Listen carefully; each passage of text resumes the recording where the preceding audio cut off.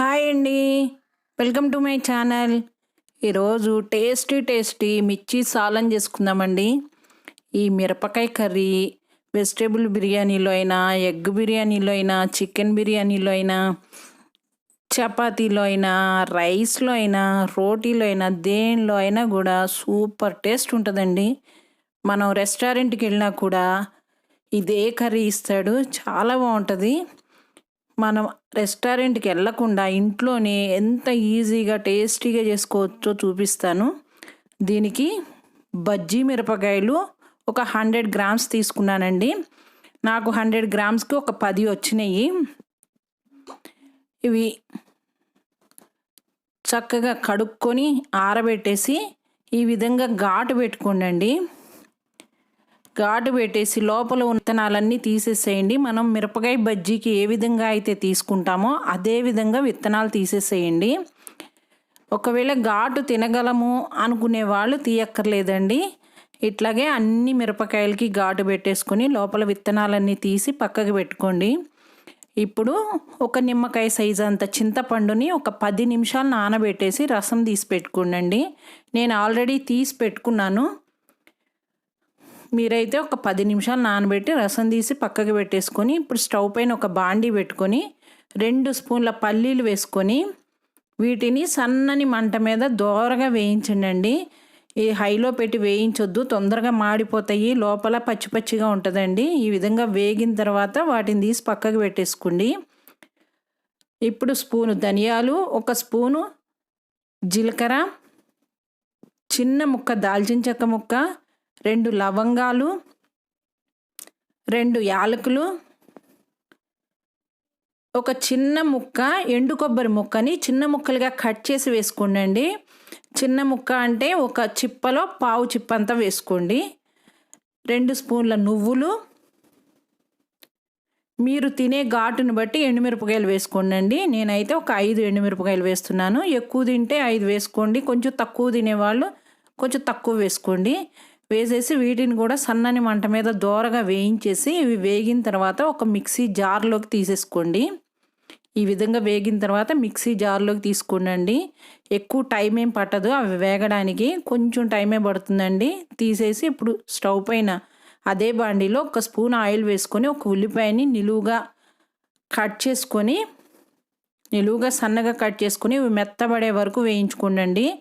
ఇవేం మరీ ఎక్కువ వేగక్కర్లేదు, మెత్తబడే వరకు వేయించుకుంటే చాలు. పచ్చివాసన పోయే వరకు వేయించేసుకొని వీటిని కూడా తీసేసి వేరే ప్లేట్లో పెట్టేసుకోండి. అదే బాండీలో ఇంకొక స్పూన్ ఆయిల్ వేసేసుకొని మనం కట్ చేసి పెట్టుకున్న మిరపకాయలు ఉన్నాయి కదా, ఈ మిరపకాయలు వేసేసి దీన్ని కూడా మీడియం ఫ్లేమ్ మీదే పెట్టుకొని వేయించుకోండి. హై ఫ్లేమ్ మీద పెడితే మిరపకాయలు మాడిపోతాయి. ఇట్లా సన్నగా వేయించి ఈ విధంగా వేగే వరకు వేయించేసుకొని వీటిని కూడా తీసి పక్కకి పెట్టేసుకోండి. పెట్టుకొని ఇప్పుడు మనం మిక్సీ జార్లో ఆల్రెడీ వేయించి పెట్టుకొని వేసాం కదా ఆ పప్పులన్నీ, అవి పల్లీలకి పొట్టు తీసేసి వేయించుకున్న వేరుశనగ పప్పుకి పొట్టు తీసేసి అవి కూడా వేసుకొని ఈ విధంగా పొడి చేసేసుకోండి.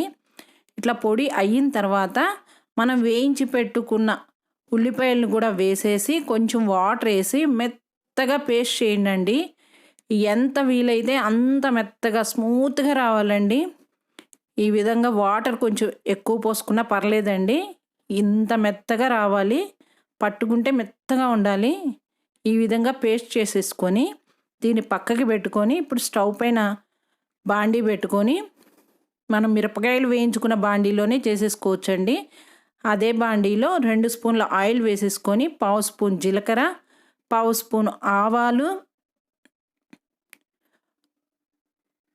ఒక అర స్పూను అల్లం వెల్లుల్లి పేస్ట్ వేసి ఇది పచ్చివాసన పోయే వరకు వేయించుకోండి. ఇది వేగిన తర్వాత ఇప్పుడు పావు స్పూన్ పసుపు వేసుకోండి. ఆయిల్లో పసుపు కారం వేస్తే మంచి కలర్ వస్తుందండి కూరకి, ఏ కూరకైనా. పావు టీ స్పూన్ కారం కూడా వేసేసి ఇది కొంచెం వేయించుకోండి. ఇది వేగిన తర్వాత మనం మిక్సీ వేసి పెట్టుకున్న పేస్ట్ ఉంది కదా, ఇది మొత్తం వేసేసుకోండి. వేసుకొని ఈ ఆయిల్ అంతా బయటకు వచ్చే వరకు ఉడకనివ్వండి. దీనికి 5 నిమిషాలు పైనే పడుతుంది. ఈ విధంగా ఆయిల్ బయటకు వచ్చిన తర్వాత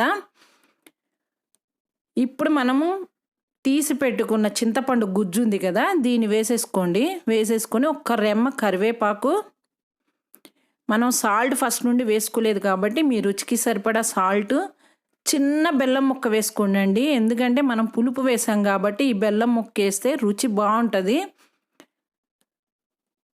వేసేసుకొని ఇది ఒక్క 2 నిమిషాలు ఉడకనివ్వండి. ఈ ఆయిల్ అంతా బయటకు వచ్చే వరకు ఉడకనివ్వండి. ఇట్లా ఉడికిన తర్వాత ఇట్లా ఆయిల్ అంతా బయటకు వస్తుందండి సైడ్లకి. ఇట్లా ఉడికిన తర్వాత ఇప్పుడు దీనిలో ఒక గ్లాస్ వాటర్ పోసేసుకోండి. పోసుకొని ఇది కుత ఉడికే వరకు ఉడకనివ్వండి.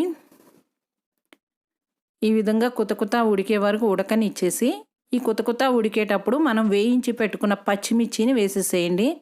వేసి కొంచెం కొత్తిమీర జల్లేసి సిమ్లో పెట్టేసి 10 నిమిషాలు ఉడకనివ్వండి.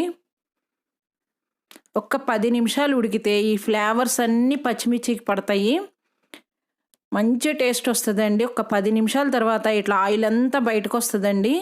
చక్కగా ఆయిల్ అంతా ఉడికి ఎంత కలర్ఫుల్గా ఉందో చూడండి. ఇంతే అండి పచ్చిమిర్చి కర్రీ. చాలా ఈజీ, చాలా సింపుల్ కూడా. మనం ఎందులో తిన్నా కూడా చాలా బాగుంటుందండి.